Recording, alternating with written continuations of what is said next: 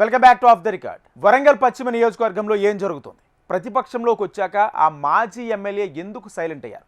సాధారణంగా నియోజకవర్గంలో ప్రజా సమస్యలపై ఎమ్మెల్యేకు ప్రతిపక్ష నేతలు సవాల్ విసురుతుంటారు. కానీ ఇక్కడ మాత్రం రివర్స్లో ఉందట. గత 10 ఏళ్లలో మాజీ ఎమ్మెల్యే చేసిన అభివృద్ధి, అవినీతి అక్రమాలపై చర్చకు సిద్ధమని అధికార పార్టీ ఎమ్మెల్యే సవాల్ విసిరితే అటు నుంచి ఉలుకు పలుకు లేదట.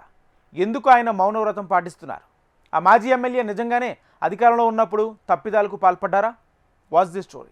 పిల్లి కళ్ళు మూసుకుని పాలు తాగుతూ నన్నెవరూ చూడట్లేదు అనుకున్న చందంగా ఉందట వరంగల్ పశ్చిమ నియోజకవర్గ మాజీ ఎమ్మెల్యే బీఆర్ఎస్ నేత దాస్యం వినయ్ భాస్కర్ పరిస్థితి. గత ప్రభుత్వ హయాంలో ఆయన చేసిన ప్రజా వ్యతిరేక విధానాలపై ఎన్నోసార్లు అధికార పార్టీ ఎమ్మెల్యే నాయిని రాజేందర్ రెడ్డి నిలదీసిన మాజీ ఎమ్మెల్యే మాత్రం స్పందించడం లేదట. సైలెంట్గా ఉండటమే ఉత్తమం అన్న విధంగా వ్యవహరిస్తున్నారట వినయ్ భాస్కర్. అధికార పార్టీ ఎమ్మెల్యే నాయిని రాజేందర్ బాహాటంగానే గతంలో వినయ్ భాస్కర్ చేసిన అక్రమాల గురించి అంత అరిచి గీపెట్టుకున్నా నా విషయం కాదు, నాకేం సంబంధం లేదు అన్నట్టుగా వ్యవహరిస్తున్నారని అటు ప్రజలు, కొంతమంది బీఆర్ఎస్ పార్టీ కార్యకర్తలు గుసగుసలాడుకుంటున్నారు. ఎందుకు వినయ్ భాస్కర్ కౌంటర్ ఇవ్వట్లేదు?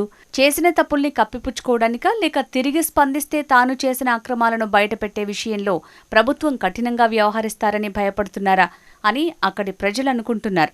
దీంతో వరంగల్ పశ్చిమ నియోజకవర్గంలో ప్రతిపక్షం మూగబోయిందని ముచ్చటించుకుంటున్నారు.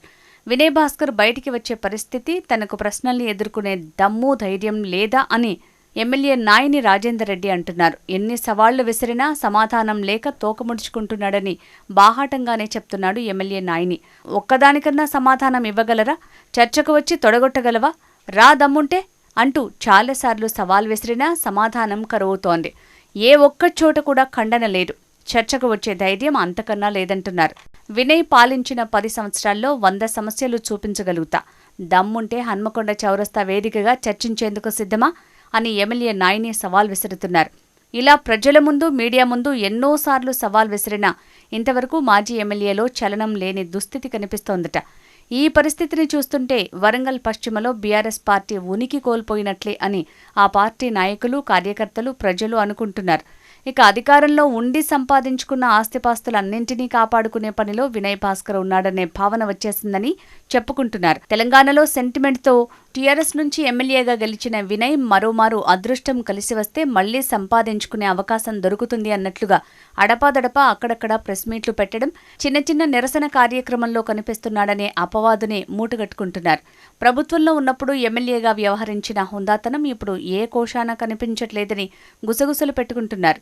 అధికార పార్టీ ఎమ్మెల్యేకు గట్టి పోటీ ఇవ్వడంలో, సవాల్కు ప్రతి సవాల్ విసరడంలో, నియోజకవర్గ సమస్యలపై నాయిని చేసిన అవినీతి ఆరోపణలపై చర్చించేందుకు ఎందుకు వెనకడుగు వేస్తున్నారనే డౌట్స్ వినిపిస్తున్నాయి. ఇలా వినయ్ భాస్కర్ వ్యవహారంతో పశ్చిమ నియోజకవర్గంలో బీఆర్ఎస్ బలహీనమవుతుందనేది పొలిటికల్ విశ్లేషకుల మాట.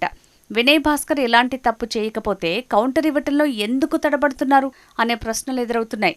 మాజీ ఎమ్మెల్యే తీరు ఇలాగే కొనసాగితే బీఆర్ఎస్ స్థానాన్ని బీజేపీ కైవసం చేసుకునే అవకాశం లేకపోలేదట. మరి బీఆర్ఎస్ అయినా ప్రతిపక్ష పార్టీగా ప్రభుత్వ తప్పిదాలను నిలదీసి ఎండగట్టేందుకు నడుం బిగుస్తుందా?